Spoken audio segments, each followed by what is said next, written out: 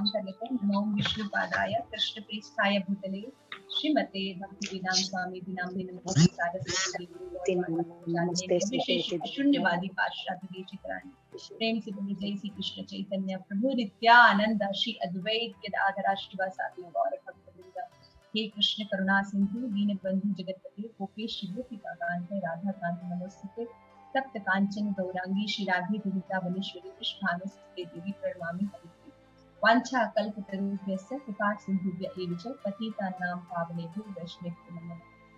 हरे कृष्ण कृष्ण कृष्ण हरे हरे हरे राम राम राम हरे हरे। मुकुंद माला श्रोत्र की जय, राजा कुलशेखर की जय, निताय गौर प्रेमानंदे हरि हरि। आप सभी गौर भक्तवृंद की जय। श्लोका नंबर 34। चेत चिन्तया कीर्तयस्य रसनेनाग्नि भवो तव शिरा हस्तो अंजलि संपुटतं रचयतं वन्दनस्य दीर्घवपो आत्मानं संशयः पुंडरिक नयनं नाग अचलम् इंद्र स्थितं पुण्यतं तद एव परमं दैवं ही सत्य सिद्धये। है ना? राजा कुलशेखर क्या बोल रहे हैं? चेत चिन्मय कीर्तयस्य, यानी हे मन जरा सोचो। क्या सोचो? उन कमल नयन भगवान का चिंतन करो जो पर्वताकार अनंत नाग पर लेटे हैं। हे जीव तुम उनकी महिमा का गान करो। हे सिर तुम उनके समक्ष झुको। ओ हाथों अपनी हथेली जोड़कर उनकी प्रार्थना करो। हे शरीर तुम उन्हें दंडवत प्रणाम करो। हे हृदय उनकी पूर्ण शरण लो। वे परमेश्वर ही सर्वोच्च विग्रह हैं, एकमात्र वे ही पूर्ण मंगलकारी हैं और परम शुद्धकारी हैं। वे ही शाश्वत सिद्धि के प्रदायक हैं। इट्स अ ब्यूटीफुल श्लोक कंक्लूडेड बाय राजा कुलशेखर। तो आइए तात्पर्य पढ़ते हैं। सब लोग एक एक पैराग्राफ पढ़ लेंगे। सो शुरू करते हैं। माता जी, अदिति माता जी, आप पढ़ेंगे?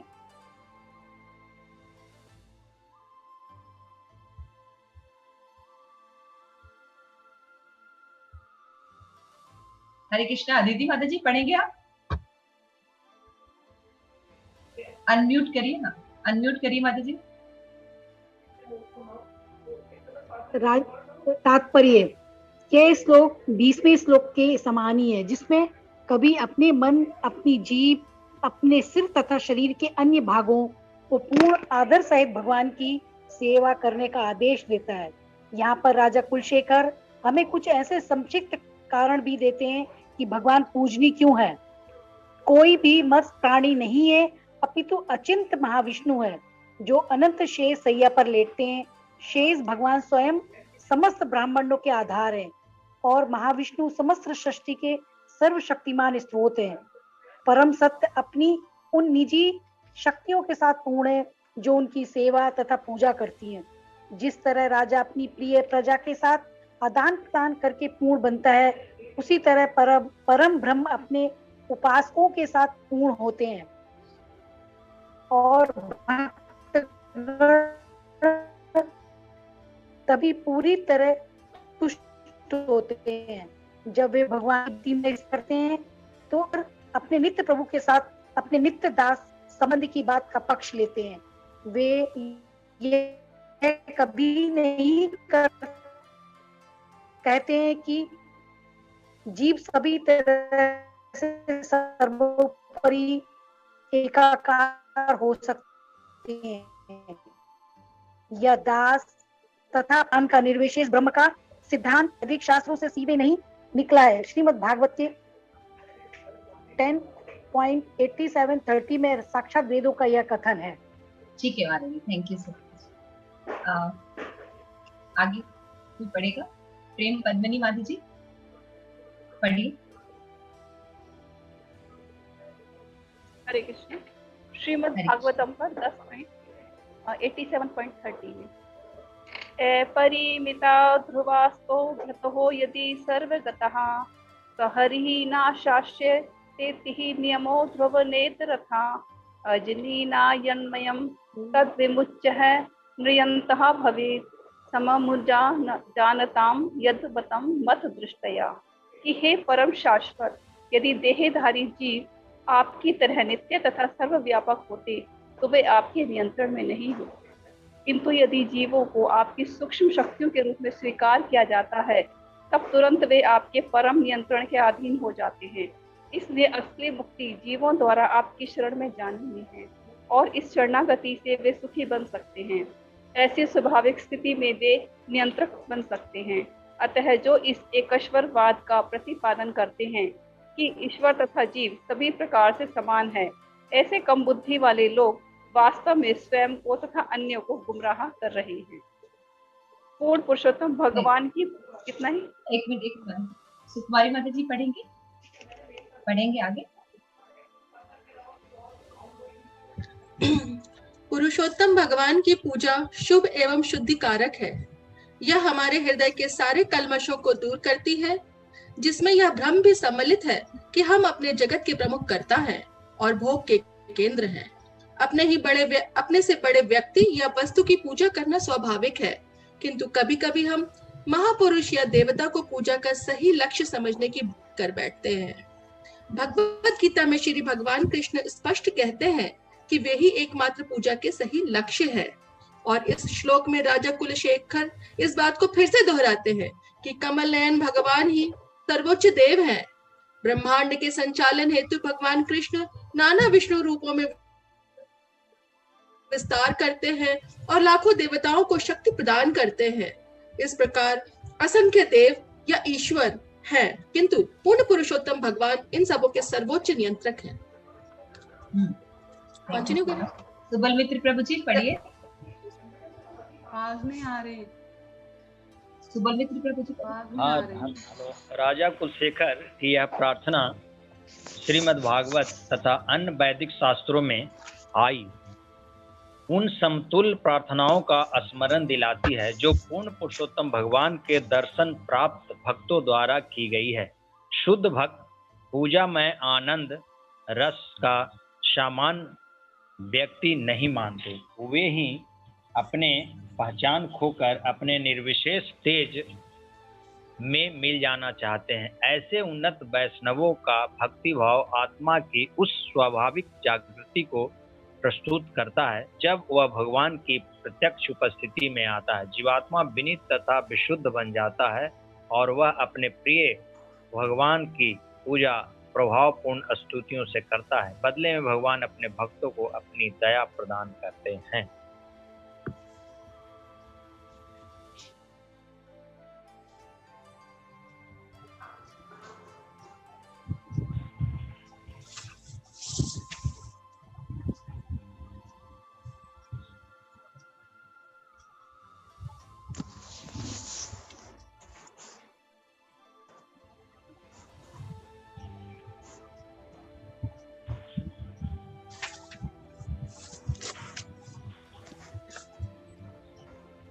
हरे कृष्णा। आवाज नहीं आ रही। आवाज नहीं आ रही। आवाज नहीं आ रही। सीता माता जी आपका म्यूट है। आनंद प्रसाद का आवाज आ रहा है आप लोगों को? जी जी अब आ रहा है। ओके कोई बात नहीं परेशान मत हो। ओके कोई और पढ़ना चाहेगा? मैं पढ़ लूं? नहीं मुक्ता माता जी को पढ़ने देते। मुक्ता माता जी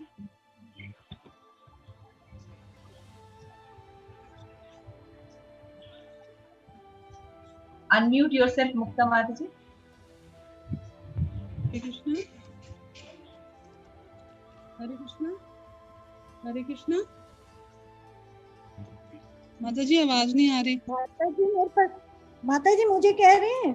हाँ आप ही को बोल रही हूँ पढ़ने के लिए। माता जी मेरे पास किताब नहीं है ना। I don't have the book। हाँ तो मैं पढ़ नहीं सकती। ओके आपने बताया होता तो PDF हम आपको डलवा देते माता जी। ओके, आगे हम पीडीएफ डलवा देंगे। ठीक है, थैंक यू।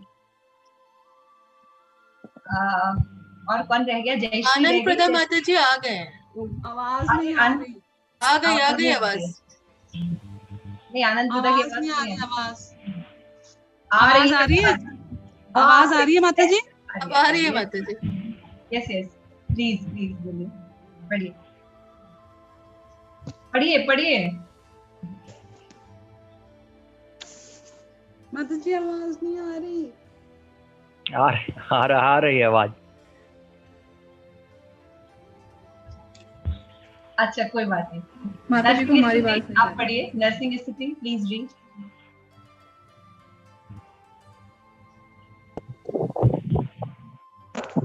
इस श्लोक में राजा कुलशेखर, आ रही है आपकी आवाज? हाँ हाँ, आ रही है। इस श्लोक में राजा कुलशेखर भगवान द्वारा प्रदान की जाने वाली शक्ति सिद्धि या चिर स्थायी उपलब्धि का उल्लेख करते हैं। यह भगवत धाम जाने की वैयक्तिक मुक्ति को बताती है। गुणात्मक रूप से सारे जीव कृष्ण के समान ही हैं, तो स्वाभाविक आकर्षण उत्पन्न होता है। तब भक्त अपनी सारी क्षमता का उपयोग परमेश्वर की पूजा में कर लेना चाहता है, जो पूजनीय तथा औचित्य रूप से महान है। इतने महान होने पर भी वे इसके लिए बाध्य नहीं करते कि कोई उन्हें महान कहे। इसका स्पष्टीकरण कृष्ण ने भगवद गीता 4.11 में किया है। वे जिस भाव से मेरे पास आते हैं, मैं उनके साथ वैसा ही प्रतिदान करता हूँ। अतः यह तो भक्त की स्वेच्छा पर निर्भर करता है कि वह भगवान की सेवा करने का चुनाव अपनी खुद की इच्छा से करे। Thank you so much. Jayashree माता जी पढ़ लीजिए।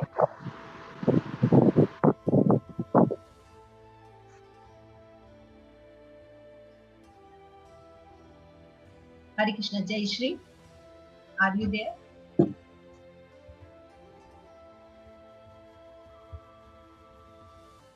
हरे कृष्ण। हाँ, हरे कृष्ण। आ रही माता जी आवाज? यह श्लोक मनुष्य की स्वतंत्र इच्छा के हेतु आवाहन है। यह अपने आप से प्रार्थना है कि कोई व्यक्ति ईश्वर प्रदत्त सुविधाओं का दुरुपयोग न करे, बल्कि उन्हें भगवान की सेवा तथा पूजा में लगाए। क्योंकि कृष्ण परम स्वतंत्र हैं और हम उनके अंश हैं, अतः हम में भी अल्प स्वतंत्रता होती है। इसलिए सबसे महत्वपूर्ण निर्णय हमारे हाथों में होता है। प्रभुपाद कहा करते थे, मनुष्य अपने भाग्य का शिल्पी है। राजा कुलशेखर की प्रार्थनाएं सुनने से हमें प्रेरणा मिलती है कि हम अपनी स्वतंत्रता का सही उपयोग करें। Hare Krishna. Hare Krishna. Thank you so much. Sorry Anand Prada, अभी आप पढ़ नहीं पाए, कोई बात नहीं। अभी हम अपना ये जो श्लोक पढ़े हैं, it is very important. I hope आप लोगों को समझ में भी आया होगा। तो मैं चाहूंगी कि आप लोग अपनी अपनी थोड़ा अंडरस्टैंडिंग जो है वो शेयर करिए। फर्स्ट पैराग्राफ से शुरू करेंगे। जिसको जो जो समझ में आया, एक एक लाइन, दो दो लाइन जरूर एक्सप्लेन कीजिए। उसके बाद हम फुल परपोर्ट देखेंगे। सो जिन्होंने नहीं पढ़ा है वहां से हम शुरू करते हैं। संगीता माता जी एक्सप्लेन कीजिए, क्या समझ में आया आपको इस श्लोक में? हरे कृष्ण माता जी, दंडवत प्रणाम। हरे कृष्ण। संगीता, आप ठीक हैं? कि हाँ, हमें मनुष्य जन्म मिला है तो भगवान की भक्ति करने के लिए मिला है। हमें उसे वेस्ट नहीं करना चाहिए, भगवान की भक्ति में लगाना चाहिए। तो भागवत में भी एक श्लोक आता है कि सैवे पुंसांग परम धर्मो यतो भक्ति अदोक्षजे एह तुक्य प्रतिथा ये आत्मा सुप्रसिद्ध है। मनुष्य जन्म मिला है तो उसे हमें भक्ति में लगा के पूर्ण बनाना है, तभी हम पूर्ण हो सकते हैं जब अपने जीवन को भगवान की भक्ति में लगाएंगे। Okay, thank you so much. Very nice point कि मनुष्य जीवन मिला है तो मनुष्य को भगवान कृष्ण की भक्ति करनी चाहिए, क्योंकि श्रीमद् भागवतम में भी बताया गया है, सवे पुंसां परो धर्मः यतो भक्ति अधोक्षजे। अधोक्षज जो है भगवान कृष्ण का एक नाम है। भगवान कृष्ण की भक्ति करना ही मनुष्य जीवन का लक्ष्य है। यही बात राजा कुलशेखर ने यहाँ पे बताया है कि हमें भगवान की भक्ति करनी चाहिए। Yes, thank you so much माता जी, very nice point. Madhuri Nidhi, you want to say anything, any point?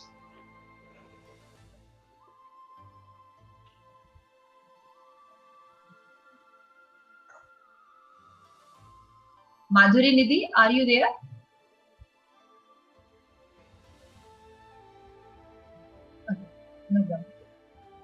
Yes, Prem Manjari, you want to share some points?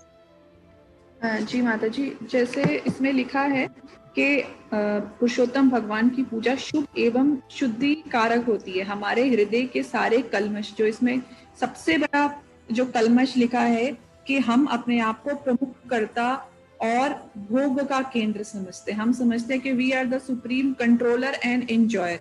ये जो हमारे हृदय का कलमश है, ये भक्ति करने से चला जाता है जब हमारे को अपनी सही पहचान हो जाती है कि हम भगवान के अंश हैं, हम उनके पार्ट हैं और पार्सल हैं। तो ये जो कलमश है हमारा, वो हमारे हृदय से चला जाता है। This point. Thank you so much. It is also very lovely point. Madan ji ने एक्सप्लेन किया कि भगवान कृष्ण की पूजा है या भक्ति है, वो शुभ और शुद्धि का प्यूरिफिकेशन करती है ना। तो हमारे जो हृदय में कलमश है, हमारे हृदय में जो अनर्थ है, काम, क्रोध, लोभ, मोह, मद एंड मात्सर्य, है ना, हृदय दौर्बल्य, है ना, और भी ऐसे बहुत से अनर्थास हैं जो हमारे हृदय में रहते हैं। ये बाकी प्रोसेस से इतने अच्छी तरह से नहीं जाते जितना कि श्री कृष्ण भगवान की किसी गुरु, प्रामाणिक गुरु परंपरा में भक्ति करने से दूर होते हैं। तो यहाँ पे इस पॉइंट को माता जी ने अच्छे से एक्सप्लेन किया कि जीव जो है अपने आप को इंजॉयर मानता है, अपने आप को मास्टर मानता है, कि वो ही भोगता है, हर चीज का एंजॉय वही करेगा, है ना, क्योंकि वो सोचता है ये मेरा है। लेकिन उसको ये पता होना चाहिए कि हर चीज भगवान द्वारा प्रोवाइड की जाती है, इसलिए वास्तविक भोक्ता भगवान है, जीव उनका दास है। अगर हम जब ये कॉन्शियसनेस डेवलप करते हैं, राइट संबंध ज्ञान एस्टैब्लिश करते हैं, तो हम सारे दुखों से मुक्त हो जाते हैं। Thank you so much. Okay, so Kumari माता जी, यू वांट टू ये जैसे सेकंड पैराग्राफ में कहा गया कि परम सत्य उनकी अपनी उन निजी शक्तियों के साथ पूर्ण है जो उनकी सेवा तथा पूजा करती हैं। तो इसको एक्सप्लेन करने के लिए बोला, जैसे कि राजा होते हैं, राजा अपनी प्रजा की के संग जब आदान प्रदान करते हैं, उनकी जरूरतों का ध्यान रखते हैं, तो वो पूर्ण होते हैं एज अ राजा। लेकिन at the very same time जो प्रजा होती है या जो भक्त होते हैं, वो भगवान की सेवा करते हैं, तभी उनकी जो है पूर्णता। इसके लिए लिखा है कि भक्तगण तभी पूरी तरह से तुष्ट होते हैं जो वो भगवान की सेवा करते हैं, आराधना करते हैं। तो भगवान जो है अपनी उनके संपूर्ण होते हैं जो कि जो भक्त उनकी सेवा करते हैं, उनकी आराधना करते हैं, उनके साथ ही भगवान की जो है एज अ महाविष्णु जो हम उनकी पूजा करते हैं, वो मतलब पूर्णता को प्राप्त करते हैं। और भक्तों की पूर्णता भी भगवान की सेवा करने में ही। Thank you for coming back. It is an establishment. It is establishment of कि दास भाव से हम भगवान की सेवा जो करते हैं, इस बात को प्रस्तुत किया गया। Thank you for coming back. Long time you have taken. Thank you so much for lovely answer. Madan ji ने बहुत सुंदर पॉइंट एक्सप्लेन किया कि सेकंड पैराग्राफ में राजा कुलशेखर एक्सप्लेन कर रहे हैं कि भगवान जब भगवान और भगवान की शक्तियां जब दोनों होती है, तब भगवान जो है तो ज्यादा अच्छे और पूर्ण होते हैं। देखिए भगवान अपने आप में ही पूर्ण है, लेकिन जब उनकी आप देखिए भगवान अलोन कभी नहीं होते हैं, है ना, भगवान के पिक्चर अलोन कभी नहीं होते। भगवान होते हैं, उनके कोई भक्त होते हैं, उनकी बांसुरी होती है, उनकी गाय होती है, समथिंग शुड बी देयर। भगवान अकेले नहीं रहते हैं। सखी स्वरूपा, समझ में आ रही है बात? सखी माता जी बात समझ कि भगवान अकेले नहीं रहते, अकेले भगवान का ज्यादा पूर्णता का अनुभव नहीं करते, क्योंकि है भगवान पूर्ण, भगवान स्वयं विराजते हैं।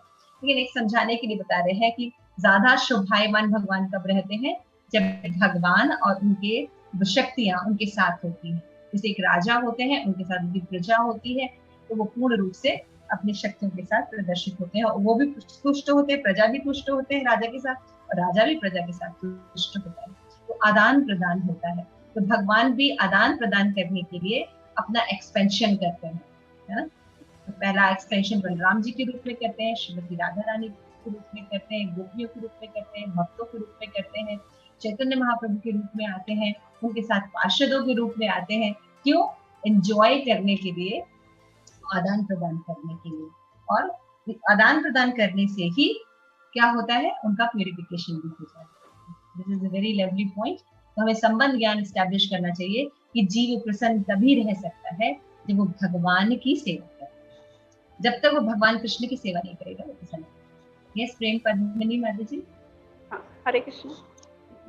हाँ, हरे कृष्ण। इसमें जो तीसरे पैराग्राफ में जो बता रहे हैं कि भगवान और जीव कभी एक लेवल पर नहीं होते, एक समान नहीं हो सकते।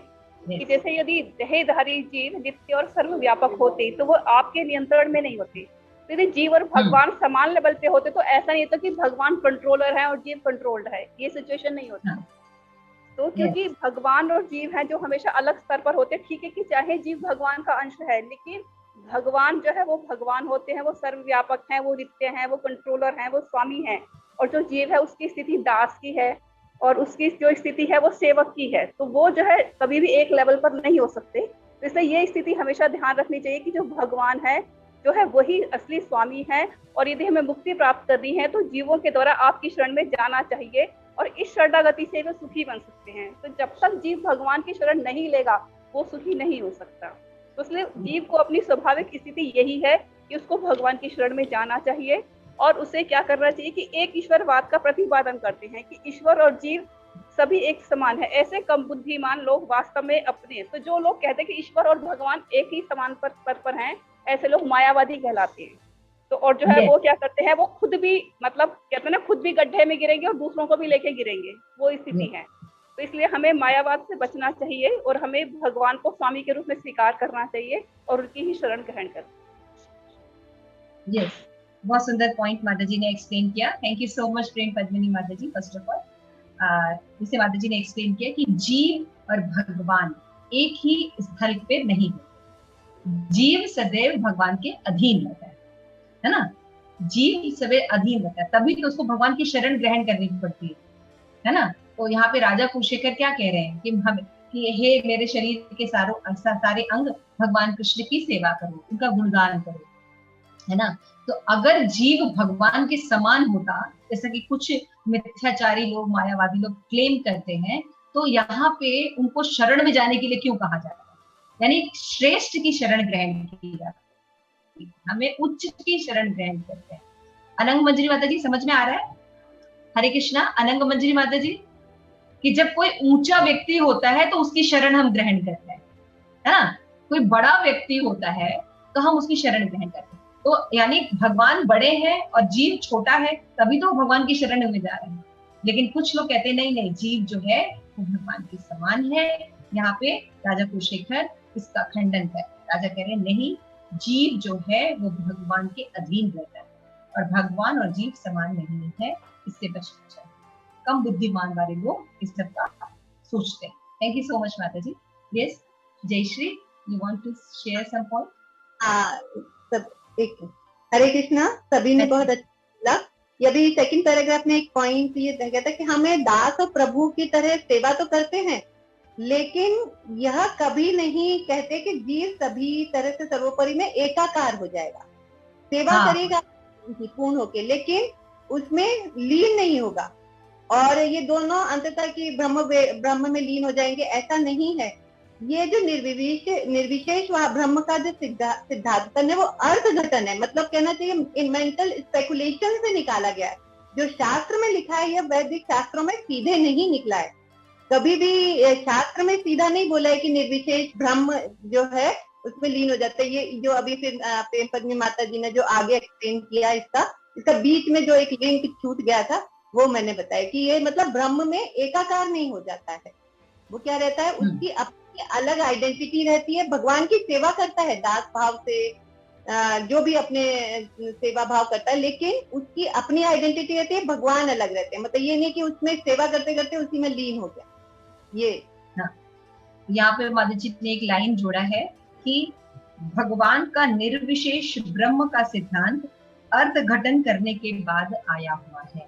राइट माता जी, ये पॉइंट एक्सप्लेन कर रहे थे माता जी कि जीव अगर भगवान की सेवा करता है तो इसका ये नहीं मतलब कि जीव भगवान से जाके मिल जाता है। जीव जब भगवान की सेवा भी करता है तो जीव और भगवान दोनों का एग्जिस्टेंस रहता है। लेकिन जो लोग ये कहते हैं कि नहीं भगवान की सेवा करते हैं, एक समुद्र का बूंद है, समुद्र के बूंद में मिल जाएगा तो फिर उसको अलग नहीं किया जा सकता, तो ये सब जो सिद्धांत है ये अप सिद्धांत, अर्ध घटन सिद्धांत है। सही सिद्धांत का अप सिद्धांत है ना।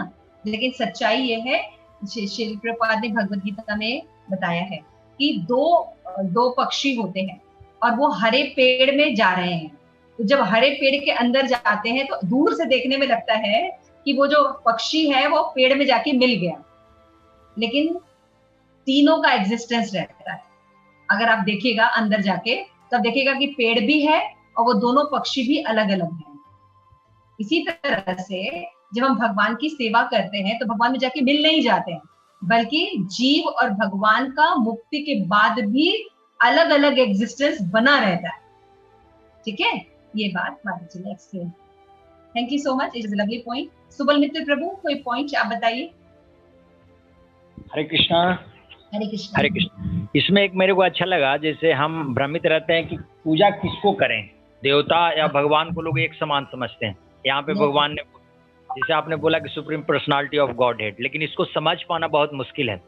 सब शंकर जी को भगवान समझ रहे हैं, जितने देवता है सबको भगवान ही समझते हैं। लोग बोलते भी हैं कि सभी भगवान एक हैं। वही तो यहाँ पे भगवान ने बोला है कि भगवद गीता में भी भगवान कृष्ण स्पष्ट कहते हैं कि एकमात्र पूजा के सही लक्ष्य हैं। और इस श्लोक में राजा कुछ इस बात को दोहराते हैं, कमल नयन भगवान ही सर्वोच्च देव हैं। ब्रह्मांड के संचालन हेतु भगवान कृष्ण नाना विष्णु रूप में विस्तार करते हैं और लाखों देवताओं को शक्ति प्रदान करते हैं। देवताओं को शक्ति देते हैं, पावर देते हैं कि तुम एक काम करो, पोर्टफोलियो। जैसे हम मेंबर ऑफ पार्लियामेंट, सभी डिपार्टमेंट है, तो उसी ढंग से है। तो ये हम कंफ्यूजन में रहते हैं, हमारे पूरे भारतवासी कंफ्यूजन में रहते हैं कि मैं पूजा करूं तो किसको करूं, सब एक ही हैं। ये बड़ी समस्या है। तो यहाँ तो supreme personality of Godhead Krishna. बहुत ही सुंदर point, thank you so much Subal Mitra प्रभु। कि हमें पहले ये नहीं पता होता है कि हमें किसकी पूजा करनी चाहिए। यहाँ राजा कुलशेखर बिल्कुल क्लियर कर रहे हैं, ये जो कमल नयन भगवान कृष्ण है यही सर्वोच्च देव है और इन्हीं की आराधना करनी चाहिए।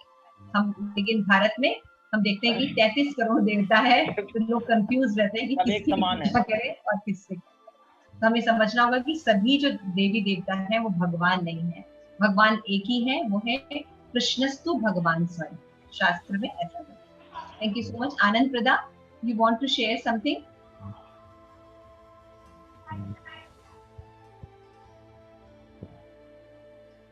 हरे कृष्णा माता जी, आवाज आ रही है? हाँ आ रही है, प्लीज बोलिए। माता जी, जिस तरह ये जो सेकंड पैराग्राफ है जिसमें यह कहा गया है कि हरे कृष्ण, एक मिनट, कि हम ये कैसे हम लोग ब्रह्मा से हम लोग जो ब्रह्मलीन जो हो जाएंगे, एकाकार हो जाएगा जीव का, ये कभी भी अगर हम एक छोटा सा उदाहरण लेते हैं, जिस तरह से गोपियां थी, वो इतनी उच्च अवस्था में थी कि अगर वो चाहती तो भगवान से जाकर उनसे एकाकार हो सकता था। अब जो वो उतने पास रहती थी भगवान के, अगर वो मथुरा में थे तो वो वृंदावन में थी तो वो जाके उनसे मिल सकती थी। लेकिन जो उनके विरह में उस जो आनंद था और उनका स्तर इतना ऊंचा था कि वो अगर कहते ना जैसे ब्रह्मलीन होना या उनसे एकाकार होना, तो वो उसमें वो आनंद वो नहीं है। जैसे अगर हम लोग कहते हैं अगर आज अचानक हमारे सामने भगवान हमें आ जाए तो हम क्या करेंगे?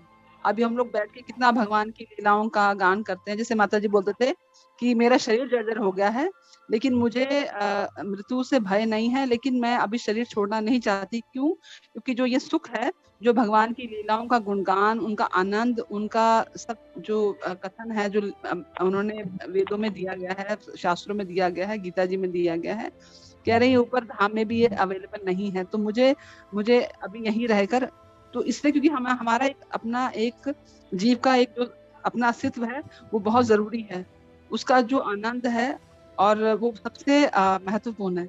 जैसे हम गोपियों के लिए बोलते हैं, गोपियां क्यों नहीं हुई? क्योंकि वो जो जीव का जो एक वो हम लोग पार्ट एंड पार्सल हैं भगवान के, इसलिए क्योंकि भगवान की हम नित्य लीलाओं का हमेशा चिंतन करें, उनका मनन करें। और एक दास, हमारे पास बहुत सारे वहाँ हम दास भाव से, माधुर्य भाव से, सखा भाव से हम भगवान को भज सकते हैं। ये हमारे ऊपर जैसे प्रभुपाद ने कहा कि मनुष्य अपने भाग्य का शिल्पी है। हम चाहें तो जैसे कई लोग कहते हैं अरे आप कहते हो भगवान सब कुछ करता है, तो फिर भगवान ये बुरा काम कर रहा है तो इसको क्यों नहीं रोकते? लेकिन उन्हें ये नहीं समझ कि भगवान ने हमें इतनी स्वतंत्रता दी है कि हम भगवान के अंश थे, हम लोग नीचे आए हैं अपनी स्वतंत्रता को लेने के कारण। तो अगर हम भगवान की भक्ति करना चाहते हैं तो भगवान हमें उस तरह का ही स्वतंत्रता देते हैं, हमें फ्रीडम देते हैं, हम उसी तरफ जाते हैं। और अगर हम अपने गलत राह जाना चाहते हैं तो भगवान उसमें भी हमारी सहायता करते हैं। तो भगवान सिर्फ, चूंकि हमारे पिता हैं, परम पिता हैं, तो वो सिर्फ हमारे भाग्य पे छोड़ते हैं, मतलब हमने अपना भाग्य खुद बनाना है। तो मनुष्य ही अपने कर्मों का फलदायी है, अच्छे कर्म करने का, बुरे कर्म करने का, या भगवान की कृपा प्राप्त करने का। तो ये मुझे बहुत अच्छा लगता है। ये हाँ, बहुत सुंदर पॉइंट है ये कि माता जी ने कहा, 2 पॉइंट बताए माता जी ने। एक, माता जी ने ये एक्सप्लेन किया कि निर्विशेष ब्रह्म में जो मिल जाने का जो सुख है वो भगवान की भक्ति के सुख के आगे बहुत तुच्छ है। तो हमने भक्ति रसामृत सिंधु में लक्षण पढ़े हैं भक्ति के, उसमें हमने मोक्ष लघुता, इवन मोक्ष भी लघु लगता है भगवान की शुद्ध भक्ति के आगे। तो भगवान कृष्ण की जो भक्ति है उसमें जो आनंद है वो ब्रह्म में लीन होने के आनंद यानी मुक्ति में भी वो आनंद नहीं। तो एक पॉइंट माता जी ने ये बोला, और दूसरी पॉइंट ये बोला कि जीव जो है अपना भाग्य खुद बना सकता है। तो जीव अपनी अगर स्वतंत्रता का दुरुपयोग करेगा तो इसी दुनिया में भटकता रहेगा, भगवान की शरणागति नहीं ग्रहण करेगा। लेकिन अगर वो अपनी स्वतंत्रता का सदुपयोग करेगा, वो समझ जाएगा कि वो भगवान का है, उसे भगवान की भक्ति करने चाहिए, तभी वो सुखी हो सकता है। तो वो वापस अपने सुख की अवस्था, आनंद की अवस्था में चला जाए। थैंक यू सो मच माता जी, लवली पॉइंट। और कोई रह गया है? प्लीज अगर कोई बोलना चाहता है तो बोल दे। ठीक है, तो हम इसको जल्दी से कंक्लूड करते हैं। बोलना चाहती हूँ। हाँ संगीता, प्लीज। माता जी, इसमें एक श्लोक में ये बात भी बताई गई कि हम अपने शरीर के प्रत्येक अंग को कैसे भक्ति में लगा सकते हैं। जैसे राजा कुलशेखर बता रहे हैं कि जीव तुम उनके महिमा का गायन करो, तो हम अपनी जीव को भगवान के महिमा के गायन में लगा सकते हैं। सिर से उनको प्रणाम कर सकते हैं, हाथों को जोड़कर उनसे प्रार्थना कर सकते हैं और उन्हें दंडवत प्रणाम कर सकते हैं, और हृदय से उनकी शरण ग्रहण कर सकते हैं, क्योंकि भगवान सर्वोच्च विग्रह हैं और वे ही एकमात्र मंगलकारी और परम विशुद्धकारी हैं, और वे ही शास्त्र। बहुत सुंदर पॉइंट माता जी ने भगवान की शरण ग्रहण करनी चाहिए, ये भी बताया गया है। आज सबने बड़े अच्छे पॉइंट्स बताए, थैंक यू सो मच। तो यही होता है साधु संत।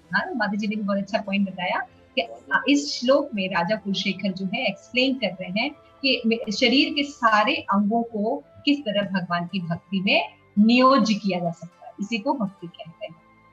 ओके, अदिति माता जी कुछ बताना चाहेंगे? सॉरी, लास्ट में पूछ रही। राजा कुलशेखर कहे कि हमें भगवान की शरण ग्रहण करनी चाहिए। yes. क्योंकि हमें भगवान ने थोड़ी ये लास्ट पैराग्राफ से बोल रहे हैं माता जी, क्योंकि हमें हाँ, क्योंकि वो भगवान ने हमें थोड़ी अल्प स्वतंत्रता दी है, जिससे कि हम भगवान की उसका हमें दुरुपयोग नहीं करना चाहिए उस स्वतंत्रता का ना। तो हमें भगवान की पूजा सेवा करनी चाहिए, क्योंकि हम भगवान के अंश हैं, इसलिए हमें मन और वाणी से, और मन, वाणी और शरीर से भगवान की सेवा में लगाते रहना चाहिए। हाँ, माता जी ने भी पॉइंट बहुत अच्छा बताया अदिति माता जी ने। थैंक यू सो मच माता जी फॉर ए लवली पॉइंट। माता जी ने भी वही कहा कि हमें अगर अपनी ईश्वर द्वारा प्रदत्त जो स्वतंत्रता है, भगवान ने खुद स्वतंत्र है, उन्होंने जीवों को भी स्वतंत्रता दी है। यस, थोड़ी सी स्वतंत्रता दी है, थोड़ी स्वतंत्रता, अल्प स्वतंत्रता दी है। अल्प हाँ, अगर हम उसका उपयोग करेंगे तो हम प्रसन्न, आनंद होंगे, आनंद को प्राप्त करेंगे। लेकिन हम फिर से दुरुपयोग करेंगे तो इसी तरह करुणा में रोते रहेंगे, तो माया में भटकते रहेंगे ना, माया में भटकते रहेंगे, करुणा आता रहेगा, है ना, फिर हम रोते हैं। Yes Jayashree.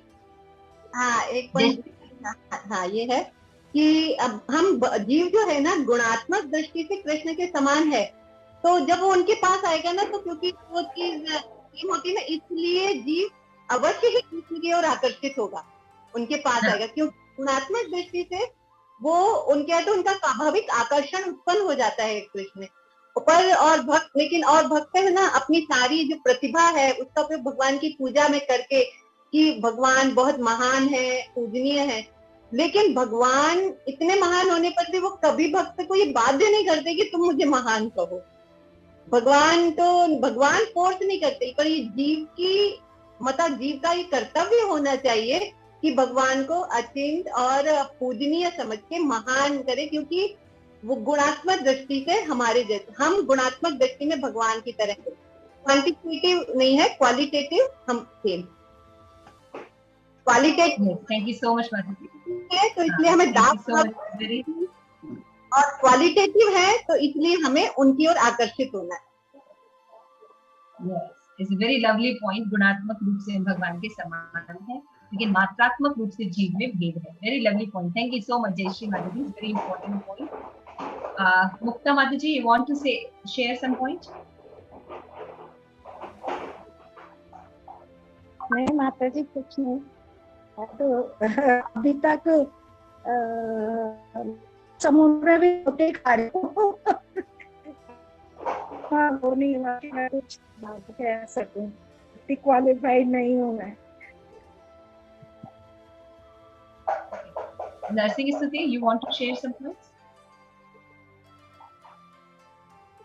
Okay, Madhuri Nidhi, you want to share? Please explain. हरे कृष्ण माता जी, मेरे पास बुक नहीं है और मैंने जो सबका सुना है ना उसमें से थोड़ा सा बता देती हूँ। जो सबका पॉइंट सुन रही थी उसी में से बता रही हूँ। जैसे यही बता रहे, भगवान जो है जीव का कर्तव्य क्या, भगवान की सेवा ही करना उसका मुख्य कर्तव्य है। अगर ये इससे भागेगा तो और कुछ कार्य करेगा तो वो भौतिक बंधन ही बना रहेगा उसका।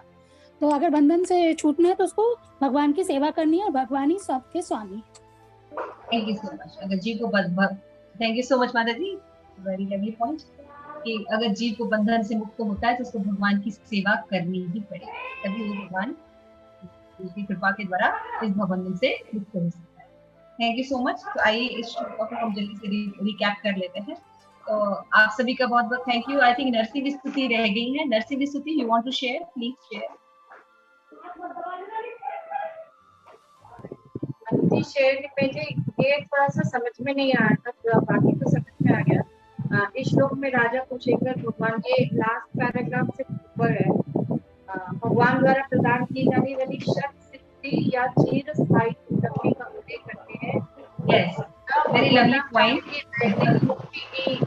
वो बताती है, बस ये थोड़ा सा एक्सप्लेन कर देती है। कोई एक्सप्लेन करना चाहेगा इस पॉइंट को? भगवान ने षट सिद्धि या चिर स्थायी उपलब्धि का उल्लेख किया है।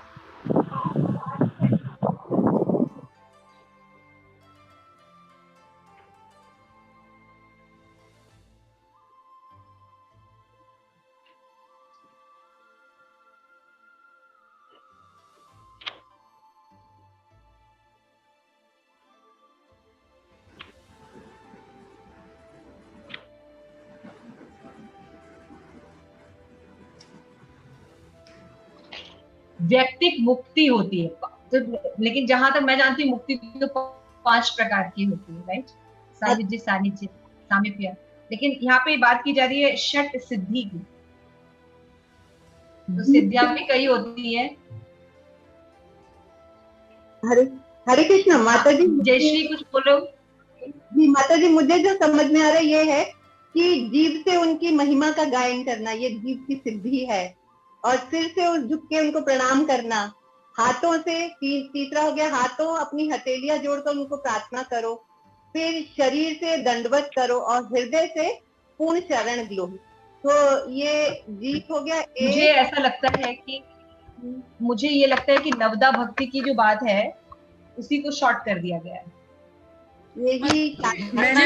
मुझे लगता है कि जैसे जो योगा करके जो सिद्धियां बहुत सारे लोग सिद्धियां प्राप्त कर लेते हैं ना, लगिमा सिद्ध और ये सब लगिमा तनिमा जाने क्या 8 प्रकार की होती है। यहाँ 6 उन्हीं सिद्धियों का वर्णन किया गया है कि नहीं, वो 8 है, वो तो 8 होती है ना, यहाँ पे षट सिद्धि है। That's why I am confusing. मुझे लगा कि फिर हमारी नवदा भक्ति है, श्रवणम कीर्तनम विष्णु, है ना, इसके द्वारा हम भगवत धाम जाते हैं, लेकिन वो 9 है। इसमें षट सिद्धि की बात की गई तो मुझे भी नहीं पता, क्योंकि षट तो कुछ भी नहीं है। मुक्ति भी 5 है। और मुक्ति भी 5 है, वही मुझे भी नहीं समझ में आ रहा है। लेकिन यस, माता जी ने जो एक्सप्लेन किया ये भी पॉइंट है कि आप देखिए, ये भी हो सकता है। हाँ, जो जयश्री ने अंगों का लिखा है, जीव, जीव 1, हाथ 2, शरीर, हाँ मन भी, एक मिनट, मन, जीव, हाथ, शरीर, हृदय, और 5 सिर इंद्रियों का वर्णन है। सिर सिर सिर भी है, और सिर कहाँ है? सिर सिर भी है। हाँ, सिर सिर सिर नहीं है। सिर भी है। सिर कहाँ है? उनके सम्मुख झुको। सिर सिर तुम उनके समक्ष झुको। फर्स्ट लाइन, सेकंड लाइन है। सिर। हाँ, तो ये 6 हो गया। मन ये 6 हो गया ना? ये हो सकता है। हाँ, तो ये ही षट विधि है। तो जयश्री का मुझे सही लग रहा है, क्योंकि मैं भी काफी देर से यही सोच ठीक रही लग रहा है, हूँ। क्योंकि मैं काफी देर से सोच रही थी और नरसिंह स्तुति माता जी ने यही क्वेश्चन पूछ लिया, तो मैं कंफ्यूज थी। तो अच्छा हुआ, मैं चाह रही थी कि मैं सोच रही थी कि इसका डिस्कशन करूंगी, लेकिन thank you so much Narsingh Stuti, आपकी वजह से डिस्कशन हो गया। मैं भी यही सोच रही थी कब से कि नवदा भक्ति है, अगर सिद्धि भी लीजिए तो 8 प्रकार की सिद्धि होती है ना? हाँ, वही हर तरह से सोच रही थी कब से। मुक्ति भी 5 प्रकार की होती है, और भक्ति के सोपान भी 8 है। एक बार मन में जाता है अंगों का जो गिनूंगी। हाँ, तो यहाँ पे जो राजा कुलशेखर ने एक्सप्लेन किया है अपने अंगों को भगवान की सेवा में लगाने को, उसको षट विधि हम मान सकते हैं। तो अगर आप ये श्लोक पढ़िए तो आपको एक श्लोक और याद आएगा, श्रीमद् भागवतम का बहुत फेमस श्लोक है, इसी तरह से मिलता है। अम्बरीश का, अम्बरीश महाराज 10, 9, 4, 18 and 20। सब लोग ये श्लोक नंबर लिखिए, Shrimad Bhagavatam 9, 4, 18 and 20। 18, 19 and 20 learn करना है आपको, बहुत इम्पोर्टेंट। 9वें अध्याय का 9.4 पॉइंट 18, 19, 20 3 श्लोक एक साथ है। इसको आप लोग का होमवर्क है, ये आप लोग को लर्न करना है। 3 श्लोक लर्न सहवे मना कृष्ण पादार विंदयो वांचाति वैकुंठ गुणानुवर्तन्ते करो हृदय मंदिर मार्जनादेशु श्रुतिम चतुर्वा अच्युत सत् कंठेषु मुकुंद लिंगाय दर्शे दृश्यो तद्भृत गता स्पर्श न संगमम ग्राण च तत्पद सरोज सौरभे श्रीमद तुलसया रसया तद अप्यस्य पाद्यो हरे क्षेत्र पादान सर्पणे शिरो ऋषिकेश पादार विंदे कमाम च दास्ते न तु काम कामे व्यथो अभोक्षजः दशर्या रथ। तो ये श्लोक है, ये आपको लर्न करना है, इट इज वेरी इंपॉर्टेंट। और इसमें क्या होगा, ये श्लोक आपको बहुत हेल्प करेगा विचार कि किस तरह अंगों को भगवान की सेवा में लगाना है। तो ये श्लोक आज बोल लेंगे तो हो गया, सारे अंग लग जाएंगे, है ना? माता जी एक चीज मैं अभी चैतन्य चरितामृत में पढ़ रही थी कि भगवान को मुक्ति पदे बोलते हैं, क्योंकि सारी मुक्ति उनके चरणों वास करती है। तो अभी मैं थोड़ा सा सर्च कर रही थी तो मुझे ये मिला था कि 6 तरह की मुक्ति होती है, सायुज्य, और उसके अलावा विमुक्ति बोलते हैं कि when after liberation one is situated on the platform of prema bhakti one is said to achieve vimukti, special mukti. तो 6 तरह की मुक्ति, ये इसका श्लोका है भागवतम में 4.8.61। इसमें स्पेशल ये एक बताया हुआ है इसके लिए। हाँ, तो षट मुक्ति को वर्णन है, लेकिन यहाँ पे जो षट विधि का वर्णन किया गया है, विधि मीन्स द प्रोसेस। तो हमें समझना होगा कि नवदा विधि है जिसके द्वारा हम भक्ति को भगवान को प्राप्त करते हैं। प्रहलाद महाराज ने एक्सप्लेन किया है। यहाँ पे मुक्ति भी लिखा है ना, व्यक्तिक मुक्ति जो लिखा है। हाँ, मतलब ये इंग्लिश में वैयक्तिक मुक्ति का क्या है मीनिंग? वैयक्तिक भगवत दान तो अभी जो आप लोग को होमवर्क मिला, पहले आप उसको देखिए कि आप लोगों को ये श्लोका लर्न करना है। तो श्रीमद् भागवतम का ये श्लोका अगर आप देखेंगे तो ये बहुत मैच करता है, और डिटेल में है राजा कुलशेखर के, और डिटेल में अम्बरीश महाराज जी का ये हम देखते हैं। तो इस तरह से हम देख सकते हैं कि दोनों, मैंने जो भी श्लोका पढ़ा आप लोग भी जानते हैं, आई थिंक मुझे ज्यादा बोलने की जरूरत नहीं है, वो श्लोका आप लोग भी जानते हैं। तो ये जो श्लोका है ये रिजेंबल कर रहा है ना, लेकिन ये ज्यादा और इलैबोरेटेड फॉर्म में है, बहुत डिटेल में है, आपको काफी हेल्पफुल लगेगा। तो अभी हमने पढ़ा था श्लोका नंबर 34। ठीक है, आपने कौन सा जयश्री पूछा इंग्लिश में? वैयक्तिक, ये इसी में ना तो पैराग्राफ के ऊपर भगवद्धाम जाने की वैयक्तिक मुक्ति। In this prayer, King Kushekar speaks of such siddhi or permanent achievement awarded by the Supreme Lord. This refers to the personal liberation. Personal liberation of going back to Godhead. The jivas are qualitatively one with Krishna. Personal liberation बोलो। Liberation अपनी मतलब ये हर व्यक्ति की individual मुक्ति होगी, मतलब जो ये देखिए एक ही बात होती है। जैसे कि अगर आप देखें कि जो श्रीमद् भागवत में आप देखेंगे कि जो भौतिक जगत है वो 24 तत्वों का बना है ना। तो कोई 6 बोलते हैं, कोई 11 बोलते हैं, कोई 27 बोलते हैं। तो बातें वही होती हैं, कैटेगरीज ये लोग अलग अलग कर देते हैं, तो अलग अलग ऋषि लोग बोलते हैं, लेकिन बातें यही होती है ना। उसी तरह से जैसे नवदा भक्ति है ना, प्रहलाद महाराज जी का कि 9 प्रकार के प्रोसेस हम करते हैं, श्रवण कीर्तनम विष्णु स्मरण है ना, ये जो नवदा भक्ति करते हैं तो भगवत धाम। तो राजा कुलशेखर यहाँ 6 विधि का वर्णन है जिससे कि व्यक्ति मुक्ति प्राप्त कर सकते हैं। ठीक है, समझ आ रहा है मतलब? राजा कुलशेखर का हमें समझना पड़ेगा कि वो भगवान का रंगनाथ जी को देख रहे हैं, समझ रहे हैं? वो रंगनाथ जी को देख रहे हैं। हालांकि उनको ज्ञान पूरा है कृष्ण का, क्योंकि फर्स्ट में उन्होंने कृष्ण का नाम लिया था, लेकिन वो भक्ति कर रहे हैं ऐश्वर्य भाव। ठीक है, इसीलिए जो तत्व है वो तो मैच करता है, हाँ, लेकिन थोड़ी सी इधर उधर होता है थोड़ा सा। तत्व देखिए सब एक ही है, जो हमारे सिद्धांत है वैष्णव सिद्धांत वही सिद्धांत है। दैट्स व्हाई शिल प्रभुपाद ने ये बुक को हमें ट्रांसलेट करके दिया है ना। लेकिन इसमें तत्व में क्या कि वो ऐश्वर्य भाव में है थोड़ा सा भक्ति उनका, और वो थोड़ा डिटेल में। तो मैंने इसलिए आप लोगों को अमरीश महाराज का श्लोका बताया था। हरे कृष्णा, हरे कृष्णा करे थे। और इसका पीडीएफ भेज दीजिएगा, बुक तो है नहीं हमारे, कुछ हमारे पास भी नहीं है। ओके, तो जो अभी कोई ये सेवा ले सकता है पीडीएफ सेंड करने की आप लोग में से? मुकुंद माला श्रोत का पीडीएफ? नहीं, ये जो आपने याद करने के लिए भागवतम से दिया है ना, हाँ हाँ, तो उसका बाकी तो ये है मेरे पास किताब। श्रीमद् भागवतम नहीं है आपके पास? नहीं, मेरे पास है नहीं। ठीक है, वो मैं श्लोका भेज दूंगी। हाँ, उसको भेज दीजिए। वो श्लोका मैं भेज दूंगी आपको, ठीक है? जी जी, बाद में मैं ग्रुप में डाल दूंगी, आप ले लीजिए। ठीक है, ठीक है। तो प्लीज मुझे इसको कंप्लीट कर लेने दीजिए, नहीं तो बहुत लेट हो गया ऑलरेडी, हम 20 मिनट अब हो गए। तो यहाँ पे 34 श्लोक में राजा कुलशेखर जो है वो प्रार्थना कर रहे हैं। क्या कर रहे हैं कि हे भगवान, जो मेरे जो शरीर के लिए मन के साथ समस्त इंद्रियां और शरीर के जो कई पार्ट्स का भी उन्होंने वर्णन किया। मन को बोला भगवान का चिंतन करो, है ना। कैसा चिंतन करो कि भगवान जो रंगनाथ जी हैं वो कैसे नागशैया पे लेटे हुए हैं, सुंदर भगवान, है ना। फिर बोला जीभ से क्या करो, भगवान के नाम का गायन करो। और सिर को बोला कि उनके समक्ष झुको, और हाथ को बोला हे हाथ भगवान को नमस्कार करो।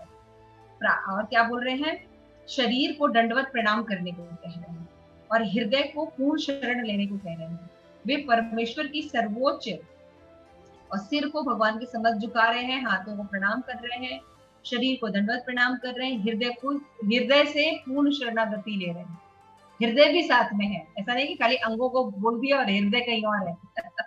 हृदय और मन दोनों भगवान को ऑफर कर रहे हैं। तो वो परमेश्वर की सर्वोच्च विग्रह है, क्योंकि भगवान ही सर्वोच्च है ना।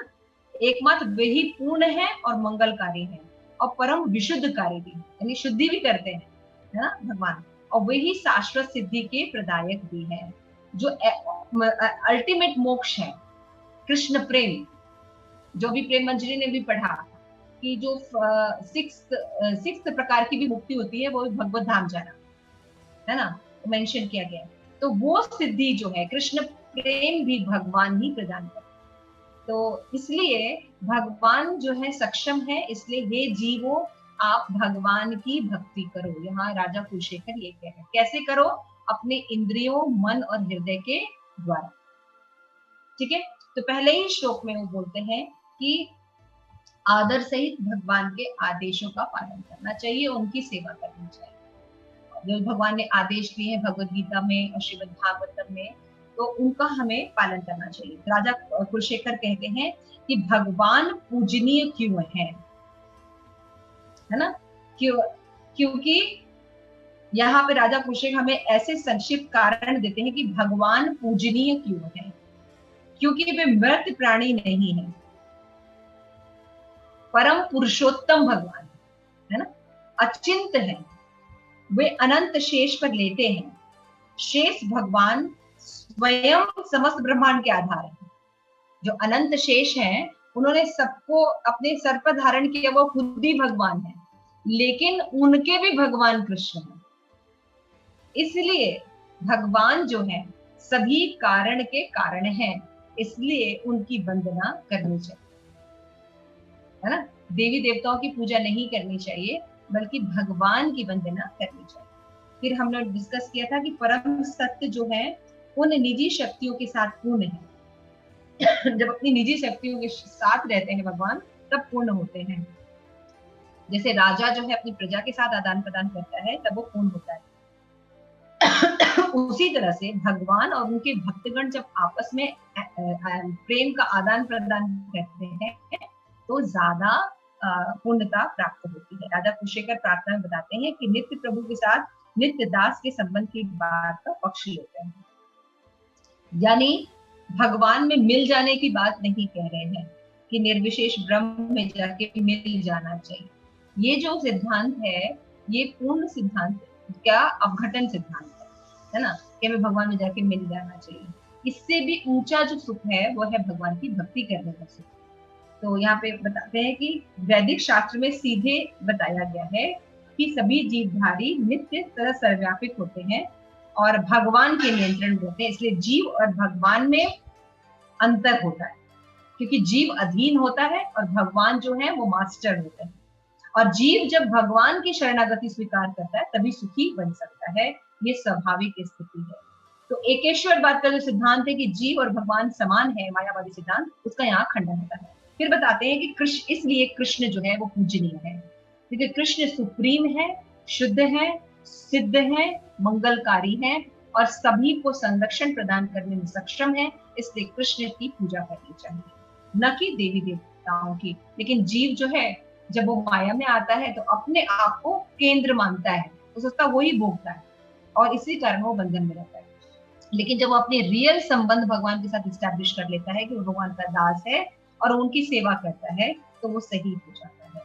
तो यहाँ पे बता रहे हैं कि ब्रह्मांड के संचालन हेतु भगवान नाना प्रकार के विष्णु रूप धारण करते हैं। कौन कौन से विष्णु रूप धारण करते हैं भगवान, कौन बताएगा? ब्रह्मांड को, इस ब्रह्मांड को चलाने के लिए महाविष्णु, क्षीरोदयशायी भी नहीं, गर्भोदयशायी।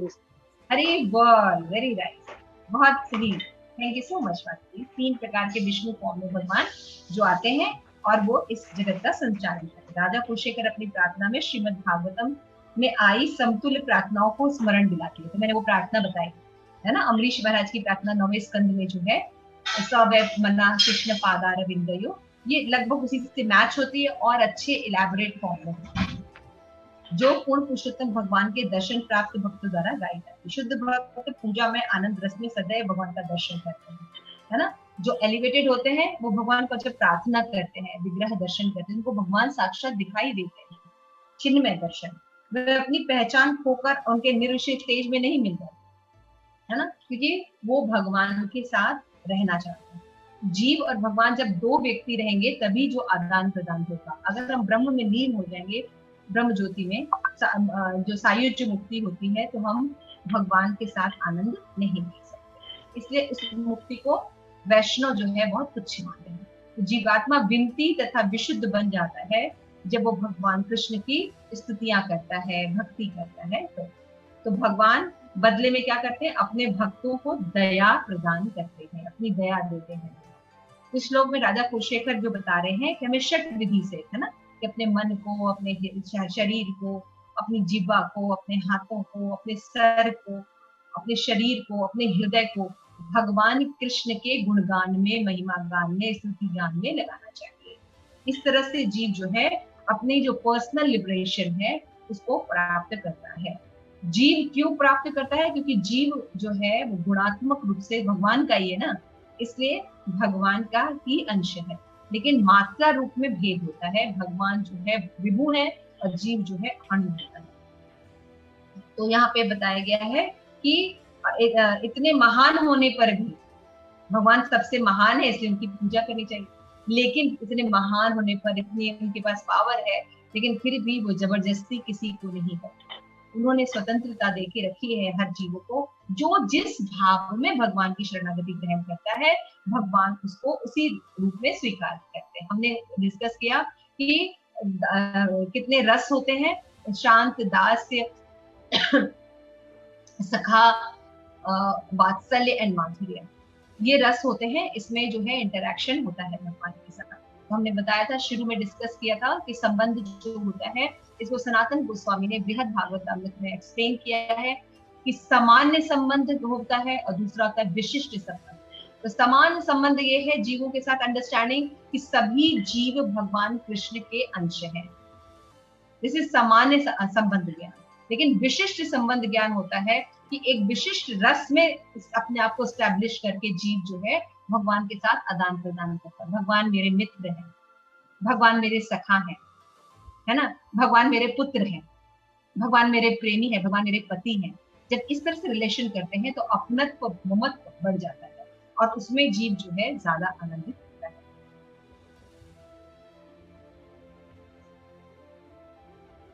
इस तरह ये जीव की स्वेच्छा पर निर्भर करता है कि कौन से रस में भगवान को एक्सेप्ट करना चाहता है। अतः श्लोक मनुष्य की स्वतंत्र इच्छा के लिए आह्वान है कि अपने आपको स्वतंत्रता है, भगवान महान है, लेकिन आप पर डोमिनेंट नहीं करते। इसलिए क्या करना चाहिए, हमें ईश्वर प्रदत्त जो ये थोड़ी सी अल्प स्वतंत्रता दी गई है चूज करने की, डिजायर करने की, इसका दुरुपयोग न करें। आज हम अपने इन डिजायर का दुरुपयोग करने के कारण भौतिक जगत में जो हम अपने आप को आनंद करना, प्राप्त करना चाहते हैं, उसके कारण इतने दुख हम भोग रहे हैं। उस अल्प स्वतंत्रता का हम सदुपयोग करें और हम भगवत धाम वापस जाएं। इसलिए राधा कुलशेखर और श्री प्रभुपाद भी कह रहे हैं, मनुष्य अपने भाग्य का शिल्पी है। मनुष्य जो है अपने भाग्य को निर्माण कर सकता है, अपने कर्म को चेंज कर सकता है मनुष्य, क्योंकि डिजायर्स ही मनुष्य को उसका बनाती है ना, जैसी इच्छा होगी वैसा ही जीव बन जाता है। तो राधा कुलशेखर प्रार्थना करते हैं कि मैं प्रेरणा देते हैं कि अपनी स्वतंत्रता का सही उपयोग करें और अपने मन को, हृदय को और बाकी शरीर के अंगों को सदैव भगवान की सेवा में। Thank you so much. I hope मैं थोड़ा बहुत डिस्कस कर पाई। शिव प्रभुपाद की जय, राधा कुलशेखर की जय, आप सभी गौर भक्तवृंद की जय। पतितानां पावने वैष्णवयो नमो नमः। सीता ठाकुरानी माता जी की जय। तो आप लोग प्लीज होमवर्क करिएगा, मैं भी लर्न करने की कोशिश करूंगी। अगर तीनों नहीं लर्न तो एटलीस्ट 1 पैराग्राफ लर्न करिए, लेकिन कोशिश कीजिए।